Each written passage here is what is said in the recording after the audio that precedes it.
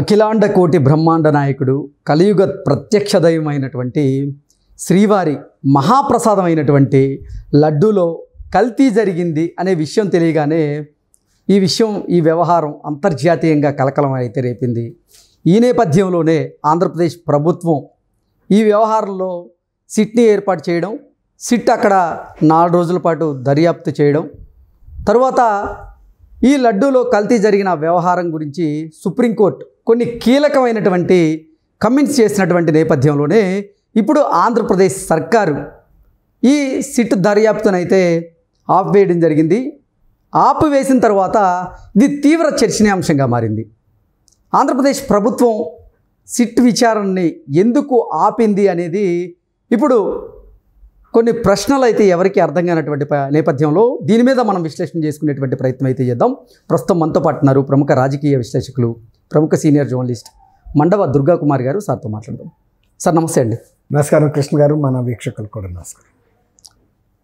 తిరుమల శ్రీవారి మహాప్రసాదమైనటువంటి లడ్డూలో కల్తీ వ్యవహారం నిజంగా అంతర్జాతీయంగా కలకలం రేపింది. ఈ నేపథ్యంలోనే ఆంధ్రప్రదేశ్ ముఖ్యమంత్రి వర్యులు అలాగే ఆంధ్రప్రదేశ్ ప్రభుత్వం కూడా ఈ వ్యవహారం గురించి ఒక సిట్ని ఏర్పాటు చేయడం, ఆ సిట్ కూడా 4 రోజుల పాటు అక్కడ విచారణ చేపట్టి దర్యాప్తు చేయడం. ఇంతలోనే సుప్రీంకోర్టు ఈ లడ్డూ వ్యవహారంలో కొన్ని కీలకమైనటువంటి కమెంట్స్ చేసినటువంటి నేపథ్యంలోనే ఇప్పుడు ఆంధ్రప్రదేశ్ సర్కారు కూడా ఈ సిట్ దర్యాప్తును ఈ నెల 3వ తేదీ వరకు ఆపివేయడం జరిగింది. ఇది ఇప్పుడు తీవ్ర చర్చనీయాంశంగా అయితే మారింది. అసలు సిట్ దర్యాప్తు ఎందుకు ఆపారు అనేది ఇప్పుడు చర్చనీయాంశంగా అయితే మారింది. సార్ ఏంటి దీని మీద మీరేమంటారు? మీరు అన్నట్టు ఇది చాలా ఒక అసాధారణమైన సంఘటన అండి. కొన్ని శతాబ్దాల్లో కూడా ఇట్లాంటి అపచారం శ్రీవారి దేవాలయంలో జరగలేదు. ఏమన్నా చిన్న జరిగినప్పుడు సంప్రోక్షణలు అవి చేయటం, వాళ్ళ శాస్త్రోక్తంగా హిందూ ప్రొసీజరల్గా ఉండే పద్ధతుల్లో చేసిన సందర్భాలు గుడికి ఉన్నాయి. అవును. కానీ ఇప్పుడు జరిగింది ఇది ఒక మానవ తప్పిదంతో జరిగింది, ప్రభుత్వం తప్పిదంతో జరిగింది. ఇది ప్రపంచవ్యాప్తంగా ఉన్న హిందువుల మనోభావాలు, కొన్ని కోట్ల మంది మనోభావాలు దెబ్బతిన్నాయి. తర్వాత దీనికి తోడు ఇప్పుడు ఒక రాజ్యాంగపరమైన వ్యవస్థలు కూడా ఇందులోకి ఎంటర్ అవ్వాల్సి వచ్చింది. ఒక పక్కన రాష్ట్ర ప్రభుత్వం ఎంటర్ అయింది, తర్వాత ఈ కేసు సుప్రీంకోర్టు విచారణకు వచ్చింది. ఇవన్నీ కూడా రాజ్యాంగబద్ధమైన వ్యవస్థలు. ఇటు రాజ్యాంగబద్ధమైన వ్యవస్థల్ని, ఇటు ధార్మిక వ్యవస్థల్ని అనుసంధానం చేసుకుంటూ, తర్వాత మూడో వైపు కొన్ని కోట్ల మంది ప్రజల మనోభావాలకు సంబంధించిన అంశం ఇమిడి ఉంది. వీటిని మూడింటిని సమన్వయం చేసుకుంటూ ముందుకెళ్ళాలి తప్ప ఇది ప్రభుత్వం ఒంటెద్దు పోకడగా వెళ్ళే పరిస్థితి కూడా కాదు. ఎందుకంటే అందరినీ సమానంగా చూసుకుంటుండాలి. ప్రభుత్వం దాని బాధ్యతను అది నెరవేర్చాలి. రాజ్యాంగపరంగా వచ్చినటువంటి బాధ్యతలు ఏవైతే ఉన్నాయో అది ఇతర రాజ్యాంగ వ్యవస్థలతో ఘర్షణ వైఖరికి దిగకూడదు. ప్రభుత్వాలు ఎప్పుడైనా సంస్కారవంతమైన ప్రభుత్వాలు న్యాయ వ్యవస్థల అభిప్రాయాలను కూడా మనలోకి తీసుకుని వాటి పరిపాలన కొనసాగిస్తాయి. కొన్ని ప్రభుత్వాలు అసలు న్యాయ వ్యవస్థని లెక్క చేయవు. తర్వాత దర్యాప్తు సంస్థలైన సిబిఐని కానీ, విజిలెన్స్ని కానీ, ఎన్ఫోర్స్మెంట్ని కానీ, న్యాయస్థానాలలో కేసులు ఉన్నా కూడా 3000 కాదు 7000 సార్లు వాయిదాలు పడిన ఎల్లనే వ్యక్తులు ఉంటారు, ప్రభుత్వాలు కూడా ఉంటాయి.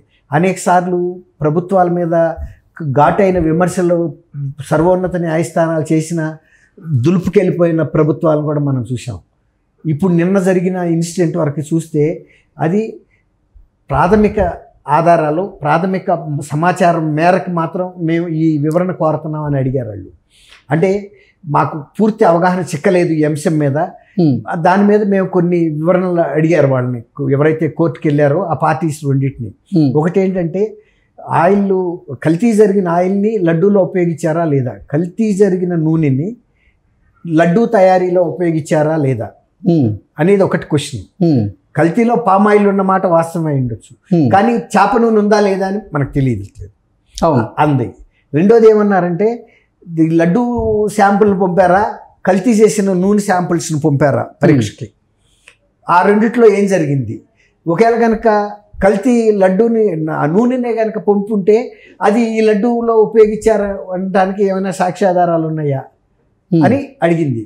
అవతల ఎవరైతే ముఖ్యమంత్రి బాధ్యతలో ఉండి ఆయన ఆ ల్యాబొరేటరీ నివేదికలు వచ్చిన తర్వాత టీటీడీ నుంచి వచ్చిన సమాచారం మేరకి మీరు ఎక్కడి నుంచి అయినా మంచి నూనెలో ఇప్పుడు ప్రభుత్వాలు అనేవి ఉన్నప్పుడు ఏమైనా తప్పులు జరిగినప్పుడు అక్కడి నుంచి అయినా సరిదిద్దాలి. జరిగిన తప్పుని ఎవరు ఏం చేయలేరు. ఇప్పుడు కల్తీ జరిగిందా, తర్వాత అపచారం జరిగిందా, జరిగితే కూడా ఇప్పుడు ఇక నుంచి ఏం చేయాలనేది ఆయన డైరెక్షన్ ఇచ్చారు. ఒక తిరుమల తిరుపతి దేవస్థానానికి సంబంధించిన అంశాల్లోనే ఇలాంటి మార్గదర్శనాలు ఇవ్వాల, చాలా అంశాల్లో ఇచ్చారు. అట్లాంటి అమరావతిలో వాళ్ళు పడవ పెట్టేశారు, పాడు పెట్టిన వాటిని మళ్ళీ మొక్కలు పీకిచ్చి నీళ్లు కప్పలో పాములు చేరిన భవనాలన్నింటినీ నీళ్లు తోడించి మళ్ళీ పునర్నిర్మాణానికి సంబంధించిన నివేదికలు తయారు చేయించారు. తర్వాత ఆ ఇనుము ఏమైనా తుప్పట్టిపోయిందా, ఇప్పుడు మళ్ళీ కన్స్ట్రక్షన్ దీని మీద చేయొచ్చా చేయకూడదా అని ఇవన్నీ సాంకేతికంగా, అట్లాగే పోలవరానికి సంబంధించిన సాంకేతిక అంశాలు, ఆర్థిక అంశాలు ఇవన్నీ కూడా జరుగుతున్నాయి సమీక్షలో. అన్నిటిలో సమీక్షల్లో భాగంగా జరిగింది, కానీ దీన్ని రాజకీయం చేయాలని ముఖ్యమంత్రి చెప్పలేదు. ఓకే, ఆయన యథాలాపంగా ఇక నుంచి ఇలాంటివి జరగొద్దు, తప్పులు మంచి సంస్థలకు ఇవ్వండి, కల్తీ నెయ్యి వచ్చేలాగా చూడండి అని చెప్పాడు. అంతే తప్ప దాన్ని పెద్ద అంశం అవ్వాలి. కాకపోతే ఒక్కసారిగా అది ఇంతమంది మనోభావాలు దెబ్బతిన్నాయి అనేది ఒక్కసారిగా పెళ్ళుబికింది ప్రజల్లో నుంచి.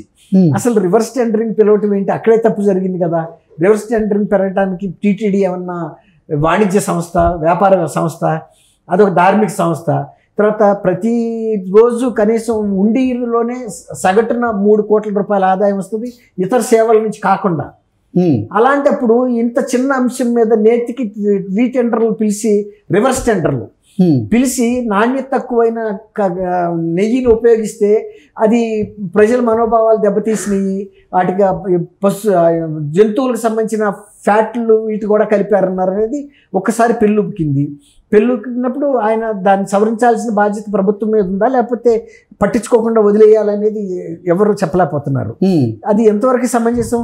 తిరుమల తిరుపతి దేవస్థానం అనేది రాష్ట్ర ప్రభుత్వ కనుసరణలో పనిచేసే సంస్థే, అంతేగాని దానికి పూర్తి పరిపాలనాపరమైన కొంత స్వేచ్ఛ ఉన్నప్పటికీ కూడా అల్టిమేట్గా ఇప్పుడు దానికి సంబంధించిన చైర్మన్ నియమించేది రాష్ట్ర ప్రభుత్వం, తర్వాత దానికి సంబంధించిన ఈఓని నియమించేది రాష్ట్ర ప్రభుత్వం, ధర్మకర్తల మండలిని నియమించేది రాష్ట్ర ప్రభుత్వం.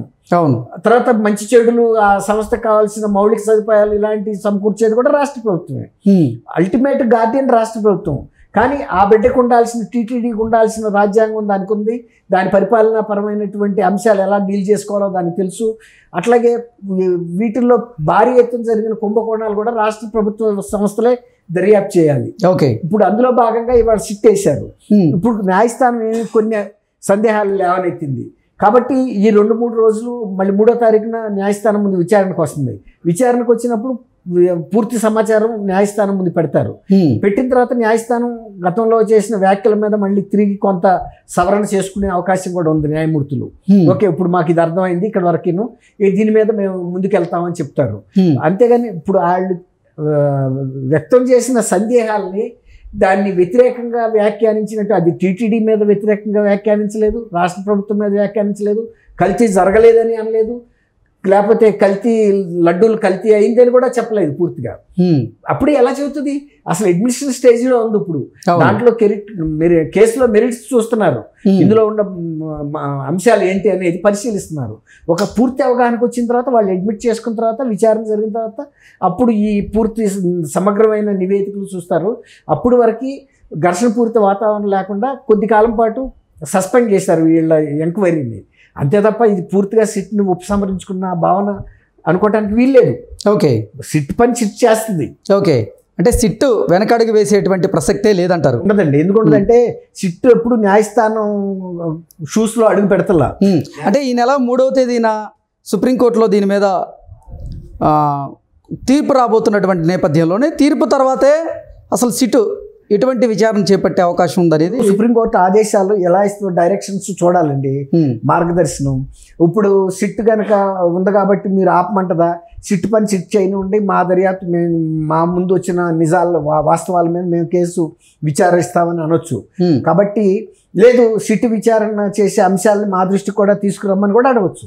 ఓకే, లేదు మేము డైరెక్షన్స్ ఇస్తాము సిట్కి, సిట్ పని చేయాల్సిన, ఇప్పుడు న్యాయస్థానం వెళ్ళి ఎప్పుడు ఇలాంటి కేసుల్లో దర్యాప్తు చేయలేదు కదండి. ఇప్పుడు ఫీల్డ్లో దర్యాప్తు చేయాల్సిన అంశాలు ఉన్నాయి. ఆ సంస్థల దగ్గరికి వెళ్ళాలి, వాళ్ళు ఎంత సప్లై చేశారు, ఎట్లా సప్లై చేశారు, వాళ్ళకున్న ఎకనామిక్స్ ఏంటి, 320 రూపాయలకి ఎలా ఇవ్వగలుగుతున్నారు చూడాలి కదా. తర్వాత ఎంత క్వాంటమ్ సప్లై చేశారు, ఎన్ని రిటర్న్ వచ్చినాయి అని చూస్తున్నారు ఇక్కడ. నిజంగా రిటర్న్ వెళ్ళినాయా, ఎప్పుడు వచ్చినాయి, ఏ వెహికల్స్ వచ్చినాయి, ఎంత కెపాసిటీ, ఇప్పుడు వరకు ఎంత కన్జంప్షన్ జరిగింది ఈ సంస్థల ద్వారా.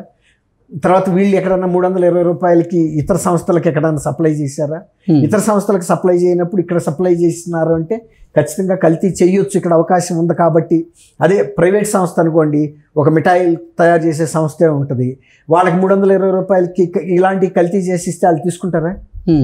ఎందుకంటే వాళ్ళు తీసుకోరు, ఖచ్చితంగా తిరగొడతారు. ఇక్కడ కిక్ బ్యాక్స్ ఉంటాయి కాబట్టి ఒకవేళ కల్తీ జరిగినా దాన్ని పోర్టులోకి దిగుమతి చేసుకోగలరు, లడ్డూ తయారీలో కూడా వాడగలరు, సప్లై చేయగలరు. ఇది ఒక ధార్మిక సంస్థ. ఇక్కడ అనేక మంది దీని మీద అధికారులు ఆశిస్తారు, వాళ్ళకి కావాల్సిన కిక్ బ్యాక్స్, వ్యాపార సంబంధమైన లావాదేవీలు అనేకం జరుగుతాయి. ఇప్పుడు సుబ్బారెడ్డి గారు ఈ స్టేట్ విజిలెన్స్ అండ్ ఎన్ఫోర్స్మెంట్ అవకతవకల మీద దర్యాప్తు చేస్తుంటే ఆంధ్రప్రదేశ్ హైకోర్టుకి వెళ్ళారు కదా స్టే కోసం. ఎందుకు వెళ్ళారు? ఇప్పుడు ఆయనకి భయమే లేకపోతే, అవకతవకలు లేకపోతే విజిలెన్స్ మాత్రం ఏం చేస్తుంది? ఖచ్చితంగా అక్కడ జరిగినాయి, ఇది కూడా అందులో భాగమే. ఇవాళ ఈ తాత్కాలికంగా సుప్రీంకోర్టు ప్రాథమిక సాక్ష్యాధారాల మీద ప్రశ్నలో వేసింది, కానీ రేపు పూర్తి సమాచారం అయిన తర్వాత వాళ్ళకి అవగాహన వస్తుంది. రెండోది ఏంటంటే, దర్యాప్తు సంస్థలు అనేవి కార్యక్షేత్రంలో పనిచేస్తాయి, న్యాయస్థానాలు అనేవి వాళ్ళకు వచ్చిన సమాచారం మేరకి అధికారికంగా విచారిస్తాయి. వాళ్ళు కూడా అవసరమైతే ఇలాంటి పోలీస్ శాఖకి సంబంధించిన లేకపోతే ఇతర దర్యాప్తు సంస్థలకి ఆదేశిస్తారు. డైరెక్ట్గా కోర్టు ఇలాంటి అంశాలు చేయదు, వాళ్ళ పర్యవేక్షణలో వీళ్ళు చేస్తారు. కాబట్టి ఇవాళతోనే ఇదంతా ముగిసిపోయింది అనుకోవటం చాలా పొరపాటు. ఇది బిగినింగ్ మాత్రమే, ప్రారంభమే, అంతం కాదు. ఇది టీజర్ మాత్రమే. Teaser. Okay sir, thank you so much.